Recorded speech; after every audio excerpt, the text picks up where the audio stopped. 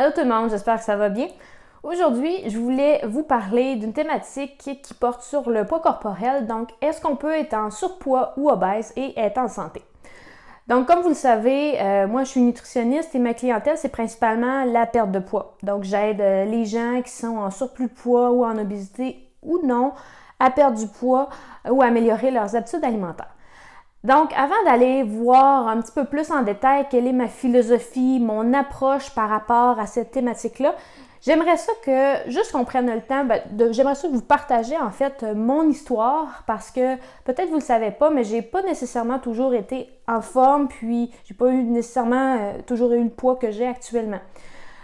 Donc, si on recule, donc l'ancienne, moi j'aime beaucoup dire, quand je parle de mon passé, je dis toujours l'ancienne Catherine. Donc, lorsque j'étais enfant et début adolescente, j'ai toujours eu un surplus de poids, donc j'étais pas mince. J'étais pas très active non plus, bon, malgré le fait que j'allais jouer dehors, j'allais jouer avec mes cousins. Mais j'étais pas une fille active, je faisais pas nécessairement de sport en tant que telle. Quand j'ai arrivé vers le début de l'adolescence, c'est là que mon poids s'est mis à grimper, évidemment. Il y a eu la puberté. Mais là, j'étais quand même en surpoids important. Je me pesais pas vraiment, mais quand j'ai eu 15-16 ans, j'ai atteint le poids de 186 livres.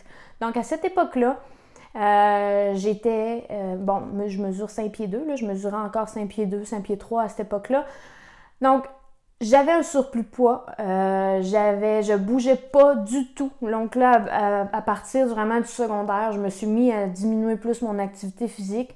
Et là, je jouais vraiment aux jeux vidéo, j'étais vraiment sédentaire. Mais mon seule activité physique, en fait, c'était les cours d'éducation physique à l'école, puis j'aimais pas ça du tout. C'était des cours en équipe, puis j'appréciais vraiment pas. Fait que bref, j'étais vraiment inactive, j'avais pas une bonne capacité cardio-respiratoire, je prenais même pas de marche en fait.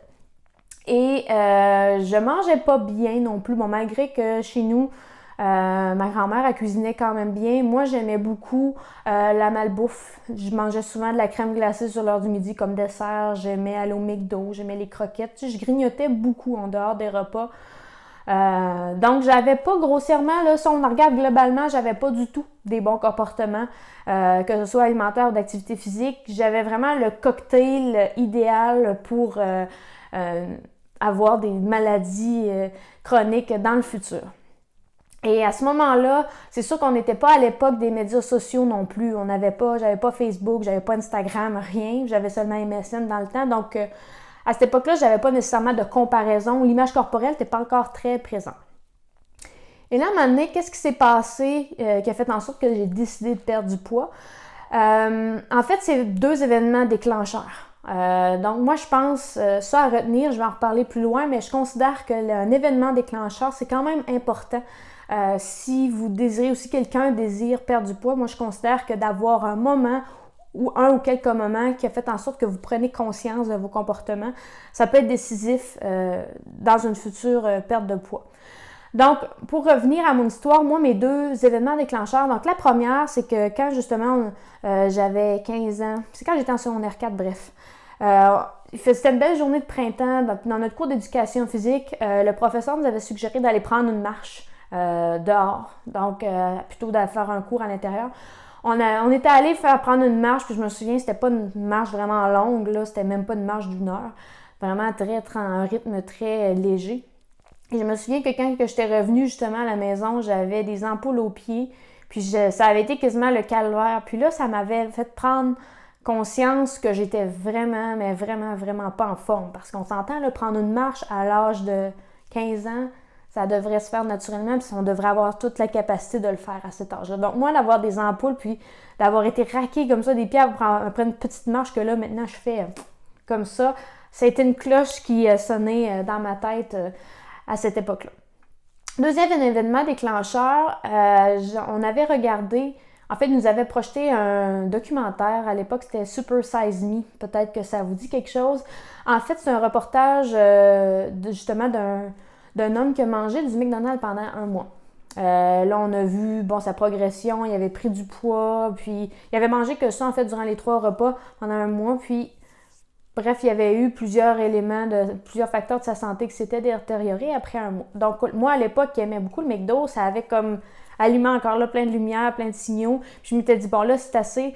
Ça a été comme ces deux événements-là qui ont fait en sorte que j'ai décidé de perdre du poids, de changer mes habitudes. Donc là, vous voyez qu'à cette époque-là, c'était pas parce que j'avais un idéal. Bon, évidemment, oui, je me sentais moins confortable dans mes vêtements, puis je me rendais compte que je devais aller à des tailles plus grandes, mais en aucun moment, il y a eu une comparaison à d'autres personnes. Je me suis pas comparée à des images que je voyais à la télé ou dans les magazines. C'était vraiment moi. Je m'étais rendu compte que j'avais pas de capacité cardiovasculaire.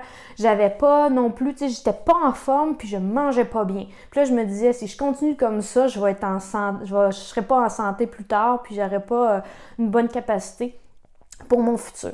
Donc déjà là, c'était des éléments qui ont fait en sorte que j'ai changé mes comportements. Donc je me suis mis graduellement, j'ai commencé au niveau de l'activité physique, j'ai commencé juste à marcher. Donc à cette époque-là, j'ai juste commencé à marcher tout bonnement, puis quand il faisait beau, je me suis mis à aller même courir un tout petit peu. Ça a été les premières choses que j'ai faites. Et là, je me suis mis à découvrir, dans un sens, les sports individuels. Donc là, moi, je pouvais courir à mon rythme, marcher à mon rythme. J'avais pu suivre les cours d'éducation physique ou ce que je faisais des cours de groupe.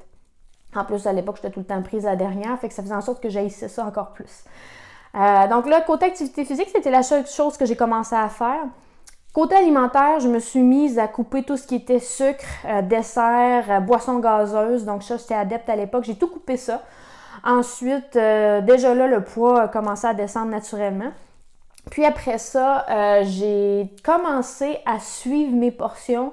Mais regardez comment c'était très simple parce que moi, j'habitais en région et on n'avait pas vraiment de nutritionniste. Puis c'était pas connu non plus vraiment à l'époque. Donc là, ce que j'ai commencé à faire, c'est que j'ai pris le guide alimentaire canadien, puis c'était l'ancien guide, là, avant l'autre, dans le 97, je me souviens bien. Puis là, je m'étais fait des petits tableaux avec les portions de fruits, les portions de légumes, portions de viande, les substituts, puis je cochais à chaque jour mes portions, si je les atteignais ou pas. Donc, ça a été vraiment une façon très simple, sans nécessairement me priver beaucoup. J'ai juste changé mes comportements alimentaires pour manger plus de légumes, mieux manger. Et comme ça a fait en sorte que dans même pas un an, j'ai perdu 60 livres naturellement. Donc évidemment, ça pour moi, ça a été un grand tournant de ma vie. Puis ça a fait en sorte que j'ai décidé de changer ma carrière parce qu'en fait, avant, l'ancienne Catherine, elle voulait faire des jeux vidéo, il y avait d'autres projets de carrière, mais bref, ça a fait en sorte que j'ai voulu aller dans le domaine de la santé, puis pour moi, la nutrition est venue comme un domaine de choix, puis aussi, je voulais faire en sorte d'aider les gens à se découvrir eux-mêmes, puis à finalement perdre du poids, puis avoir des meilleures habitudes de vie. Donc, ça a été vraiment un grand tournant de ma vie, puis jusqu'à même influencer mon choix de carrière. Donc, vous voyez que moi, de mon côté, c'est sûr que mon passé a beaucoup d'influence sur ma philosophie en tant que professionnelle parce que vous pouvez remarquer que moi, j'ai marché dans les pieds, dans les souliers de quelqu'un qui avait un surplus de poids, même une obésité. Donc, à la question, si on me pose la question, est-ce qu'on peut être en surpoids ou en obésité et être en santé? Je vous dirais qu'il y a plusieurs éléments à considérer. Donc, premièrement, c'est sûr et certain que peu importe votre poids, peu importe si vous êtes mince, ultra mince, si vous êtes en surpoids ou en obésité importante, la première chose que je considère important comme comportement, avant même de vous préoccuper de votre poids, c'est de vous assurer que vous faites de l'activité physique ou même de bouger. Donc ça, c'est la première chose. Puis si on me prend moi, par exemple, dans mon passé, première chose que j'ai commencé à faire, c'est de bouger. Donc ça, peu importe si vous avez un poids élevé sur la balance, l'important, c'est que vous essayez d'être plus actif physiquement à chaque jour. Donc pas obligé d'aller au gym 6 fois semaine, de faire de la grosse musculation, du powerlifting ou même de faire du hockey. Le but, c'est juste de vous trouver une activité que vous aimez et de le faire. Et aussi d'essayer de marcher un petit peu plus à chaque jour, d'aller vous promener avec vos enfants, votre chien. Donc bref, comme je vous ai dit tout à l'heure, juste le fait de marcher déjà, c'est un comportement qui peut faire en sorte de diminuer les risques de maladies cardiovasculaires ou les risques de maladies chroniques à long terme. Parce qu'évidemment, on entend souvent dire que si on est en surpoids ou en obésité, on est à risque de maladies dans le futur. Donc, Là, le fait, entre autres, le fait d'avoir une bonne capacité cardiovasculaire, une bonne capacité cardio-respiratoire peut faire en sorte de diminuer les risques de maladies chroniques à long terme. Donc ça, c'est la première chose à se poser comme question dans le contexte que si on est en surpoids ou en obésité. Deuxième élément qui est important, c'est de vous assurer de peu importe votre poids, donc comme j'ai dit tout à l'heure, que vous soyez mince ou en obésité, c'est de faire un effort pour manger mieux. Donc, votre poids ne devrait pas être un indicateur de votre qualité alimentaire. Donc, essayez de manger plus de fruits et légumes, de manger plus de végétaux, de cuisiner davantage, de moins manger d'aliments transformés. Donc, ça, peu importe votre poids, vous pouvez faire un effort pour le faire. Évidemment, si vous faites de l'activité physique puis vous essayez de manger mieux, c'est fort possible que votre poids sur la balance diminue malgré vous.